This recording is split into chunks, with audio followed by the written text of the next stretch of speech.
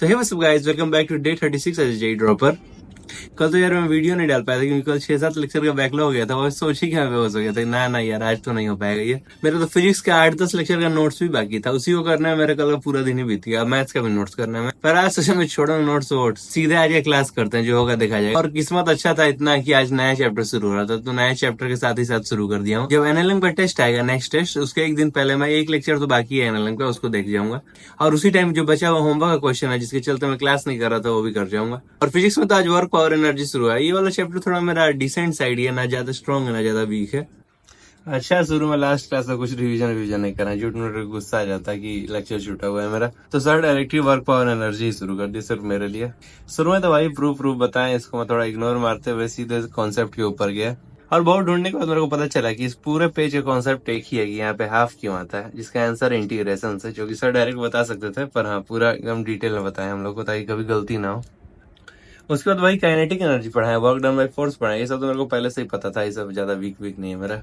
ये वाला एग्जांपल अच्छा था, पर मेरे को समझ नहीं आता कि सर इसमें इतना दिमाग क्यों लगा रहे हैं। जैसे यहाँ पे इसको समझाने के लिए सर कितने देर तक एक्सप्लेन किया कि work done by tension negative होगा, work done by MG positive होगा। इसको तो डायरेक्ट ऐसा नहीं समझ सकते हैं, मतलब बताना तुम लोग इसमें क्या गलती है कि टेंशन ऊपर है, डिस्प्लेसमेंट नीचे है, तो फोर्स और डिस्प्लेसमेंट अपोजिट साइड है, नेगेटिव आएगा वर्क। अब फोर्स और डिस्प्लेसमेंट सेम साइड है, पॉजिटिव आएगा। ऐसे सिमिलरली यहाँ पे भी जब ये दोनों सेम साइड है तो ये टेंशन पॉजिटिव आएगा, वर्क डन बाई। अब work done by MG negative आएगा क्योंकि ये दोनों अपोजिट साइड है। तो सर इसमें इतना डिटेल में क्या समझा रहे थे, मेरे को वो समझ नहीं आया कि ये तो डायरेक्ट भी बता सकते थे यही।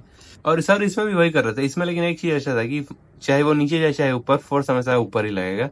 यहाँ पे इस चीज का काम था, वरना बाकी तो इसमें सर ज्यादा ही टाइम दे दिया मेरे हिसाब से, या शायद मैं कुछ गलती सोच रहा हूँ, कमेंट्स में करेक्ट कर देना मेरे को।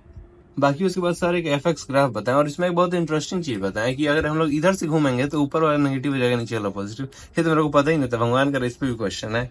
जिस चीज मैं पढ़ रहा हूँ सिर्फ उसी पे क्वेश्चन है, जो मैं नहीं पढ़ रहा हूँ उस पे क्वेश्चन है, तब ना मजा आएगा। तो अभी तो फिजिक्स का पहला ही क्लास था, तो आज कुछ ज्यादा हाईलाइट करने के लिए नहीं। धीरे धीरे जब क्लासेस आगे बढ़ेंगी तब मैं आपके साथ क्वेश्चन शेयर करते रहूंगा। उसके बाद मैं चला गया केमिस्ट्री की क्लास करने, और केमिस्ट्री में क्या ही बैड लक है मेरा कि कल नया चैप्टर शुरू हुआ था। अगर मैं कल से केमिस्ट्री ज्वाइन कर लेता तो कल से रेगुलर हो जाता, पर एकदम अपने आप को ऑल इंडिया रैंक 1 समझते हुए मैं सोचा कि पहले मैं क्वेश्चन करूंगा, क्योंकि सब टॉपर्स पहले क्वेश्चन करते हैं, उसके बाद ही लेक्चर पे जाते हैं।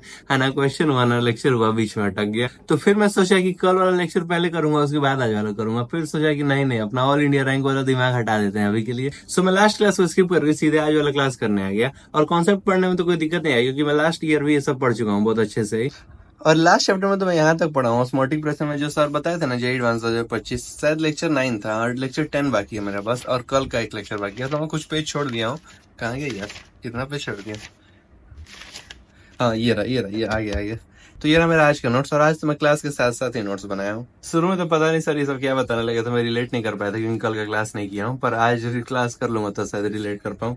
उसके बाद एक जेई एडवांस का क्वेश्चन है, इसको तो मैं खुद ही से कर दिया। ऐसा सोचना मत, क्योंकि मैं खुद से नहीं कर पाया था, मेरे को तो समझ ही नहीं आ रहा था शुरू में क्या बोल रहे हैं, क्योंकि मैं लास्ट क्लास नहीं किया था। लास्ट क्लास किया था तो मैं 100% कर देता। इसको उतना कोई हार्ड क्वेश्चन नहीं था जब सर समझाए तो।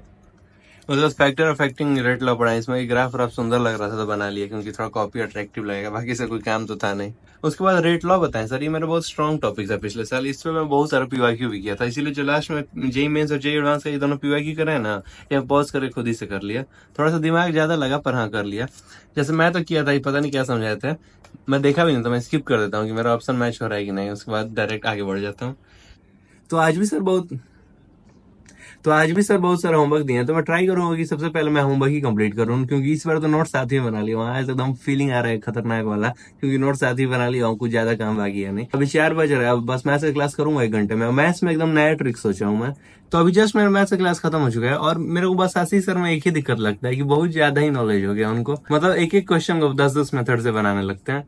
मतलब अच्छी बात है, हम ही लोग के बना रहे हैं, पर लेक्चर बहुत लंबा हो जाता है। अभी मैं जस्ट 3 घंटा 18 मिनट का लेक्चर देख के आ रहा हूँ। लाइव में पता नहीं चलता है, जब मैं रिकॉर्डेड कर रहा हूँ ना तो बहुत पता चलता है यार। मतलब ड्यूरेशन देख के तुम्हारा कॉन्फिडेंस खत्म हो जाता है कि ना ये तो नहीं हो पाएगा, इसका नोट्स तो बन ही नहीं पाएगा। तो इसीलिए मैं सोचा हूँ कि मैथ्स में एक न्यू ट्रिक अपनाऊंगा कि मैं लेक्चर देखूंगा और सिर्फ थ्योरी को कॉपी में लिखूंगा। वो क्वेश्चन प्रैक्टिस के लिए वापस से क्लास नोट्स को रिफर कर लूंगा।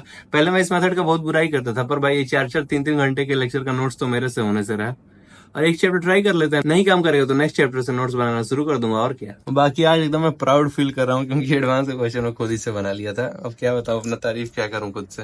पर उसके बाद ये मेंस का नहीं बना था, उसके बाद एक भी लिमिट का क्वेश्चन नहीं बना था मेरे से, बस एक तो पता नहीं कैसे गलती से बन गया था, तुक्का लग गया होगा। फंक्शन तो मेरे को लगता है मेरा सबसे वीक पार्ट है, ऑड इवन फंक्शन, ये सब मेरे ज्यादा पल्ले ही नहीं पड़ता है। बाकी भाई सर तो बहुत खतरनाक तरीके से समझाए हैं कि कॉस में के साथ यहाँ पे एक्स एक्स होना जरूरी नहीं है। जो ये एक्स अंदर का है, जो बादल बना दिए हैं, अगर ये बादल जीरो की तरफ जाएगा तभी ये वैलिड है। जिस मान के चलो एक्स जा रहा है जीरो पे, तो यहाँ पे अगर साइन थीटा रहेगा तो भी काम चल जाएगा, क्योंकि साइन जीरो पे जीरो ही होता है, तो ये वाला जीरो की तरफ जाएगा। पर वहीं पे अगर यहाँ पे कॉस दे दिया, नीचे भी कॉस होगा, तो बहुत सारे गधे इसको भी एक्स एक्स मान के इसको 1/2 कर देंगे।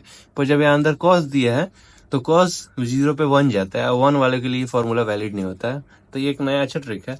बाकी मेरे को क्वाड्रेटिक इक्वेशन और सीक्वेंस सीरीज का रिवीजन साथ साथ चालू करते रहना पड़ेगा, क्योंकि नेक्स्ट टेस्ट में तो वही दोनों चैप्टर आ, लिमिट तो अभी बहुत दूर बाद आएगा।